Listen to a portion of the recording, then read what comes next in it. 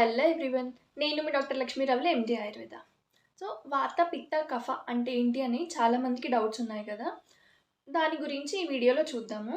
సింపుల్గా చెప్పాలంటే ఎలా అర్థం చేసుకోవాలి దాన్ని, మనకి ట్రూ ట్రాన్స్లేషన్ అనేది ఉండదు. దాని ఫంక్షన్స్ని బట్టి అది ఏంటి అనేది తెలుసుకోవాల్సిందే ఖచ్చితంగా. సో ఫస్ట్ వాతం. వాతం అంటే మనం మూమెంట్ లాగా కన్సిడర్ చేయొచ్చు. బాడీలో ఎక్కడ మూమెంట్ అవసరమైనా కూడా, అంటే మనం నడవాలన్నా, మాట్లాడాలన్నా, ఎక్స్‌క్రీషన్ చేయాలన్నా, స్వెట్ బయటికి రావాలన్నా, ఆలోచించాలన్నా కంపల్సరీగా మనకు వాతం ఉండాల్సిందే. సో చెప్పాను కదా మూమెంట్ అని.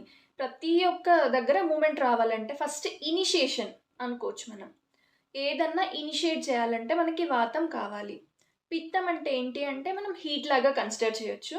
సో హీట్ ఏం చేస్తుంది? ట్రాన్స్‌ఫర్మేషన్స్. సో బాడీలో ఉన్న ఎక్కడ ట్రాన్స్‌ఫర్మేషన్ అవ్వాలన్నా కూడా, ఏ ట్రాన్స్‌ఫర్మేషన్ కోసమైనా పిత్త కంపల్సరీగా ఉండాల్సిందే.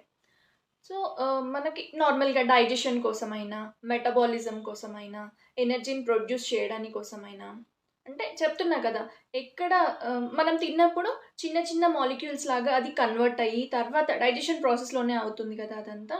అదంతా మనకి పిత్తం చేస్తుందనమాట. కఫం అంటే ఏంటి అంటే స్టెబిలిటీ. బాడీలో స్టెబిలిటీ ఎక్కడ ఉండాలనుకున్నా కూడా మనకి కఫం కావాలి.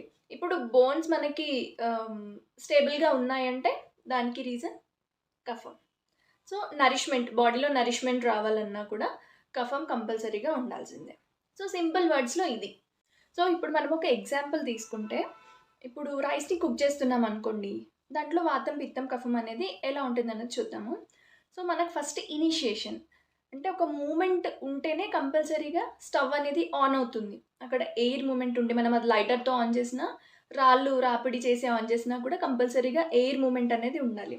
సో ఇనిషియేట్ చేస్తేనే అక్కడ వర్క్ అనేది స్టార్ట్ అవుతుంది. సో అది వాతంలాగా కన్సిడర్ చేయొచ్చు. సో అక్కడ స్టవ్ ఆన్ అయిన తర్వాత వచ్చే ఫ్లేమ్‌ని పిత్తం, అది హీటే కదా. సో అది పిత్తంలాగా కన్సిడర్ చేయొచ్చు. ఆ పిత్తం ఉంటేనే కదా, అంటే హీట్ ఉంటేనే కదా మనకి రా రైస్ అనేది కుక్డ్ రైస్‌గా ఫార్మ్ అయ్యేది. అది లేకుండా అలాగే ఉంచితే రైస్ ఎలా ఉంటుందో అలాగే ఉండిపోతుంది. ఏం చేంజ్ ఉండదు దాంట్లో. So transformation.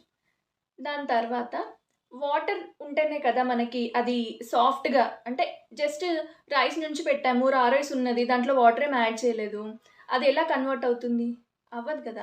సో వాటర్‌ని మనం కఫంలాగా కన్సిడర్ చేయొచ్చు. వాటర్ ఉంటేనే లాస్ట్‌కొచ్చే ఆ బైండింగ్ కానీ, స్టిక్కీ నేచర్ కానీ, సాఫ్ట్‌నెస్ కానీ దానికొచ్చేది. బాడీ ఫంక్షనింగ్ అయినా కానీ ప్రాపర్‌గా ఈ విధంగా జరుగుతుందనమాట. ఇలాంటి ఇన్ఫర్మేషన్ కోసం ఛానల్‌ని సబ్స్క్రైబ్ చేసుకోండి.